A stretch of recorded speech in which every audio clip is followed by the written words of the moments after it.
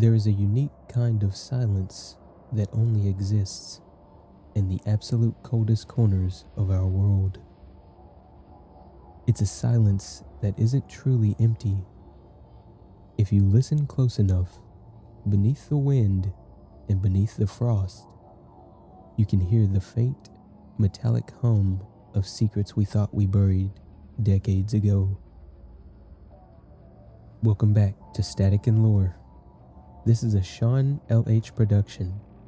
Tonight, we are dimming the lights, letting the static settle, and embarking on a double deep dive into the archives of the Cold War. Tonight, we explore two chilling anomalies of human history. First, a colossal nuclear-powered military base buried deep inside a moving glacier, a base the world was never supposed to know about. And second, a mysterious radio frequency in the heart of Russia that has been broadcasting a relentless, hypnotic buzz into the ether for over 40 years, waiting for a signal that we pray never comes. Find a comfortable spot, turn down your lights, put on your headphones, and let's step into the cold. To understand this story, we have to travel back to the late 1950s. The world was locked in the icy grip of the Cold War.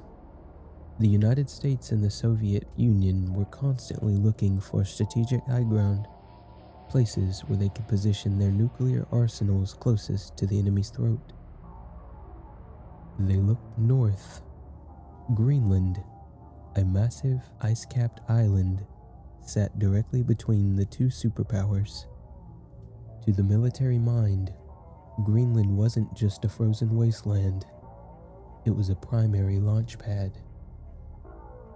In May of 1959, the United States Army Corps of Engineers quietly arrived on the Greenland ice sheet, roughly 150 miles east of the American Thule Air Base.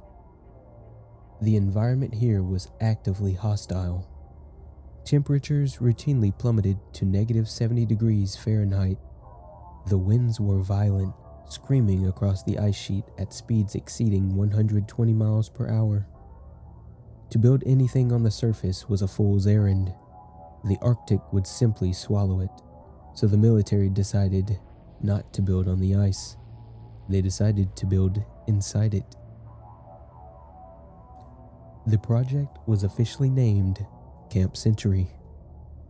To the public and to the Danish government, who technically held sovereignty over Greenland, Camp Century was presented as a peaceful, scientific research station. The official press releases claimed the U.S. Army was testing novel polar construction techniques and researching ice cap climates. The engineers used giant industrial Swiss snow clearing machines called Peter plows. These massive machines carved deep vertical trenches directly into the ancient ice sheet. Once a trench was cut, the workers laid down massive corrugated steel arches over the top to act as a roof. Finally, they blew tons of loose snow back over the arches. When the snow froze solid, it created a hard, structural ceiling. The steel arches were then removed from the inside, leaving behind perfect, self-supporting tunnels made entirely of solid, compacted ice. Over the course of a year, the engineers carved out a subterranean labyrinth. They dug between 21 and 26 distinct tunnels, creating a hidden, frozen city stretching nearly 2 miles in length. The largest corridor was known as Main Street. It was over 1,000 feet long, 26 feet wide, and 28 feet high. Beneath the surface of the glacier, completely invisible to aerial surveillance, a highly modern military outpost had been born. It is difficult to overstate the bizarre luxury of Camp Century. Inside these frozen, hollowed-out ice tunnels, the Army built freestanding wooden barracks, offices, and laboratories. The buildings were raised on wooden stilts to prevent the heat they generated from melting the ice floors beneath them. At its peak, Camp Century housed over 200 soldiers and scientists, and they lived remarkably well. The base featured a fully equipped modern hospital with an operating table, a well-stocked library, a small movie theater that screened Hollywood films, a chapel, a laundry facility, and a barbershop. Every single day, the kitchen staff prepared hot, hearty meals. The water they used was unparalleled purity, melted directly from glacier ice that had frozen 10,000 years before the dawn of industrial pollution. But the most incredible engineering feat of Camp Century was how it was powered. In 1960, the military shipped a highly classified, prefabricated nuclear reactor to Greenland. Known as the PM-2A, this was the world's very first mobile, portable nuclear power plant. Designed by Alco Products, it was transported in 27 separate packages, dragged across the desolate ice sheet on massive sleds, and assembled deep within one of the ice tunnels.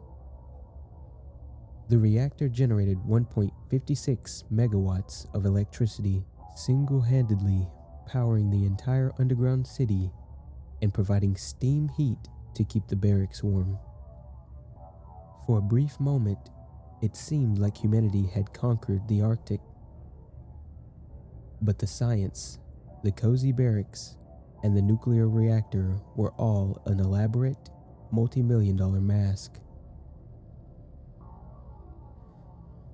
Deep within the Pentagon, Camp Century was known by another name: Project Iceworm. The true, highly classified objective of the base was to test the feasibility of launching nuclear missiles directly from the Greenland ice sheet. The ultimate goal of Project Iceworm was mind-boggling in its scale. The military planned to expand the 2 miles of tunnels at Camp Century into a colossal 52,000 square mile network of subterranean launch tracks. Under the cover of the ice, they intended to lay down thousands of miles of railway tracks. On these tracks, they planned to deploy 600 specifically designed medium-range ballistic missiles called Icemen. These nuclear missiles would be mounted on trains constantly moving through the pitch-black frozen labyrinth under the glacier. If a nuclear war broke out, the trains would stop, pneumatic hatches would cut through the snow ceiling, and the missiles would launch, easily capable of striking deep within the Soviet Union. Because the trains were constantly moving, Soviet intelligence would never be able to pinpoint their locations. It was designed to be the ultimate, undetectable second strike nuclear weapon. The Danish government was kept completely in the dark. The public knew nothing. But as the engineers pushed deeper into the glacier, they realized they had made a fatal, fundamental error. They had treated the ice sheet like solid rock. But ice is not rock. Ice is a fluid. A glacier is a slow-moving, heavy river of ice. Under the crushing weight of its own mass, the ice sheet undergoes what geologists call plastic flow. It deforms, shifts, and slowly slides outward toward the sea. Within just a couple of years of construction, the walls of the tunnels at Camp Century began to squeeze inward. The ceilings began to sag. The heavy ice was slowly, relentlessly closing its fist around the base. Soldiers had to go into the tunnels every single day with chainsaws, shaving off thousands of tons of ice from the walls just to keep the corridors wide enough to walk through. Overhead, pipes began to warp and snap. The wooden buildings began to buckle. By 1963, it became clear that the railway system for Project Iceworm was an impossibility. The shifting ice would destroy the launch tracks faster than they could build them. The military realized they were fighting a war against gravity and the physics of ice, a war they were destined to lose. In late 1963, the nuclear reactor was shut down and quietly removed. The base was downsized to a seasonal outpost, and by 1967, Camp Century was officially abandoned. The heavy steel doors were shut, the generators went cold, and the military walked away. They left the city underneath the glacier exactly as it was. They believed that the perpetual, heavy Arctic snowfall would bury the base deeper and deeper, entombing their secrets in cold storage for tens of thousands of years. But they were wrong. They left behind more than just empty wooden barracks. When the US military evacuated Camp Century, they abandoned an estimated 9,200 tons of physical material.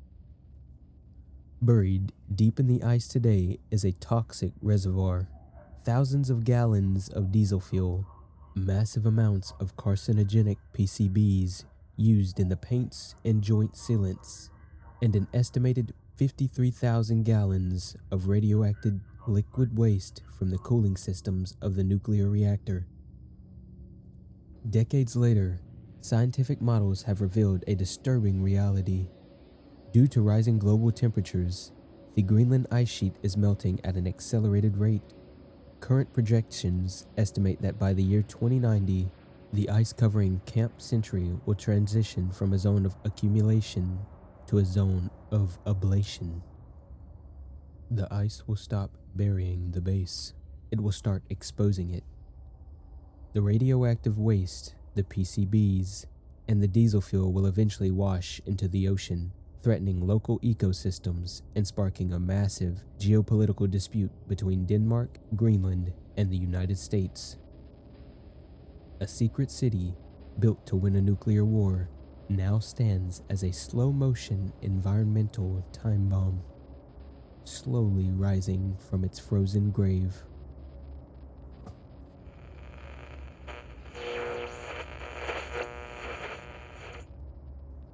The endless broadcast. While the United States was busy burying its nuclear secrets in the deep freeze of the North, the Soviet Union was broadcasting theirs out in the open. If you have a shortwave radio and you spin the dial to the frequency 4625 kilohertz, you will hear the sound that is currently playing in your ears.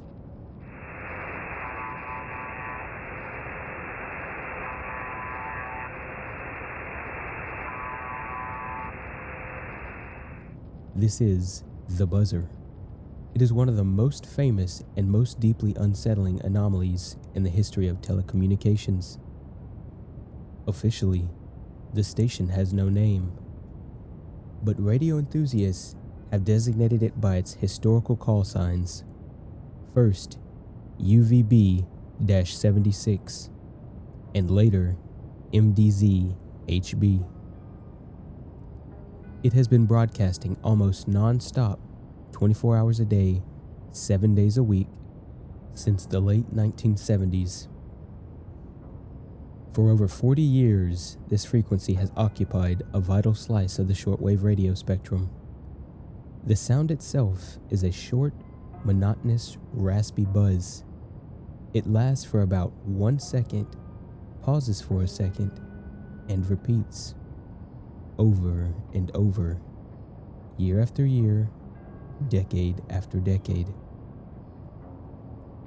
Through the fall of the Berlin Wall, the collapse of the Soviet Union, the turn of the millennium, and into the modern era, the buzzer has never stopped.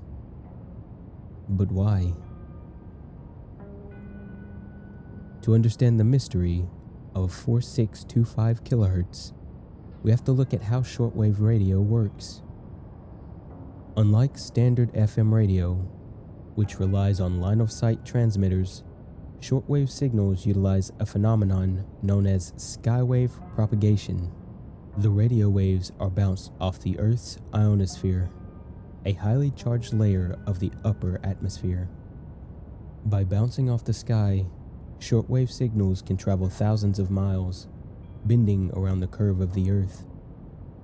It is the ultimate tool for long-distance, secure communication, especially in times of war when satellite networks might be destroyed. During the Cold War, both sides made heavy use of what are known as numbers stations. These were mysterious radio stations that would broadcast strange music, simple tones, or lists of numbers read by automated voices.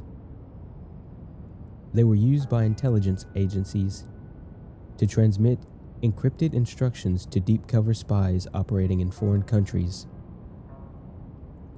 A spy in a foreign city could simply buy a cheap shortwave radio, tune in at a specific time, and write down the numbers. Using a physical one-time pad decryption key, which is mathematically impossible to crack, the spy could decode their orders. But UVB-76 is different. Number stations usually only broadcast at specific times for a few minutes. The buzzer, however, never goes off the air. It is a continuous, permanent monument of sound. For a long time, people assumed the buzzing sound was a digital recording or a pre-programmed tone generator. But it isn't. In the early 2000s, radio listeners noticed something incredibly strange. The sound of the buzzer would occasionally change. The pitch would fluctuate slightly. Sometimes in the background behind the buzz, you could hear the distinct sound of people talking. You could hear footsteps, drawers opening, and the faint rustle of paper. The truth was revealed. The buzzing sound is produced by a physical, mechanical device, a small buzzer, placed directly in front of a live, constantly open microphone in a room somewhere in Russia. This means that for over 40 years, a microphone has been live, broadcasting the ambient silence of a Russian military installation to the entire world. And occasionally, the silence is broken. On very rare occasions, the hypnotic buzzing sound will suddenly stop. The airwaves will go dead silent for a brief second, and then a live human voice will speak. These voice messages are rare, occurring only a handful of times a year, often during moments of high geopolitical tension.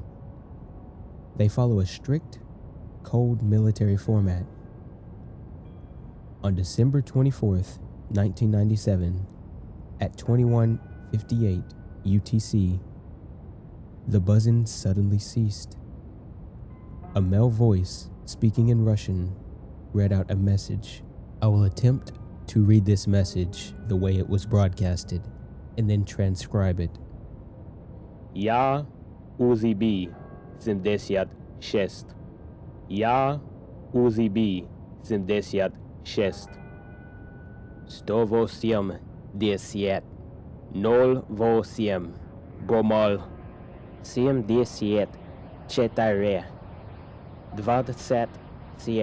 27 99 4 Nedstedt. Again, forgive me for how unbearable that may have been. The transcription to English is: this is UVB 76. This is UVB 76. 180 08 Bromel 74 27 99 14. The voice repeated the phonetic code twice, and then the mechanical buzzing immediately resumed. In September of 2006, the broadcast broke again, reading out a list of names: Mikhail, Dmitry, Zenya, Boris. On September 1st, 2010, listeners were stunned when the buzzer stopped and was replaced by a 38-second audio clip of Peter Tchaikovsky's famous ballet, Swan Lake, specifically the Dance of the Little Swans. In Russian culture, Swan Lake holds a dark, specific meaning. During the Soviet era, state television and radio would play Swan Lake on a continuous loop whenever a high-ranking government official or general died, or during times of immense political chaos, such as the 1991 coup attempt. To hear it play over the airwaves of a classified military frequency was deeply chilling to those who understood the history. For decades, triangulation of the radio signal pointed to a highly secure military site near the village of Povorovo, located about 40 kilometers outside of Moscow. But in 2010, the signal went silent for a brief period, and when it returned, the transmitter had been relocated. Today, it is believed to broadcast from a communication center near St. Petersburg and another site near Narofominsk. Shortly after the relocation in 2010, urban explorers and radio enthusiasts hiked deep into the swampy woods of Povorovo to find the original source of the broadcast. What they discovered was a scene straight out of a post-apocalyptic film. They found an abandoned military bunker littered with decaying equipment, gas masks, and old logbooks. But as they explored the flooded, dark basement of the main building, they found something that sent shivers down their spines. On a wall, they found a rusted metal plaque listing the radio frequencies and operational logs of the facility. The primary frequency listed on the document was 4625 kilohertz. They had found the birthplace of the buzzer. It was a real, physical place left to rot in the Russian wilderness. But why did the military keep the broadcast alive at a new location? What is the purpose of a radio station that does nothing but buzz? There are three main theories that attempt to explain the existence of UVB-76. The first is the channel marker theory. Radio frequencies are a limited, highly valuable resource. If a military force leaves a frequency silent, other radio operators or foreign entities will begin using it. By broadcasting a continuous, low-bandwidth buzz, the Russian military marks this specific frequency, keeping it occupied and clear of interference. In the event of an actual war, they can easily cut the buzzer and use the cleared channel for immediate, high-priority military commands. The second theory is ionospheric research. Because the signal has been broadcasting continuously for 40 years, scientists can study how the radio waves interact with the Earth's atmosphere over long periods, tracking changes in the ionosphere during solar flares, seasonal shifts, and day-to-night transitions. But it is the third theory that keeps historians and military analysts awake at night. The theory of the dead hand. During the Cold War, the Soviet Union developed an automated nuclear retaliatory system code named Perimetre, commonly referred to in the West as the dead hand. This system was designated as an ultimate failsafe. If a sudden, devastating nuclear strike wiped out the entire Russian leadership and high command in Moscow, the dead hand would take over. Using an array of seismic, light, and radiation sensors, the system would detect if nuclear explosions had occurred on Russian soil. If it detected a strike and found that the communication lines to the military high command were dead, the system would automatically launch a series of command missiles. These missiles would fly across the country, broadcasting launch codes to all remaining nuclear silos, triggering an automated, devastating, retaliatory strike against the West. Some experts believe that the UVB-76 is a dead man switch for this very system. The continuous buzzing is a carrier wave, a constant signal indicating that the command nodes and military centers are still active and intact. If the signal ever permanently goes dark, if the buzzer stops for more than a few hours, and no voice speaks, the automated systems of the dead hand might assume the worst. They might assume that the country has been destroyed and the gears of the apocalypse will begin to turn. Whether it is a nuclear city slowly melting out of a Greenland glacier, or a lonely, mechanical buzzer transmitting from a hidden room in the Russian forests, the remnants of the Cold War are still very much alive. They are silent monuments to an era when humanity stood on the absolute precipice of self-destruction. They remind us that the past is never truly dead. It is merely waiting, frozen in the ice, or whispering through the static of our radios. We live in a world of clean, digital signals, but if you take a moment to step away from the modern noise, if you look into the old archives and tune your receivers to the forgotten frequencies, you will find that the past is still speaking to us. We just have to be willing to listen. Thank you for spending your evening with me here at Static and Lore. If you found peace, intrigue, or a moment of quiet reflection in tonight's stories, please leave a like, subscribe to the channel, and share your thoughts in the comments below. What piece of unforgotten history should we explore next? Until the static fades again, sleep well, stay curious, and always listen closely. This has been a Sean LH production. Good night.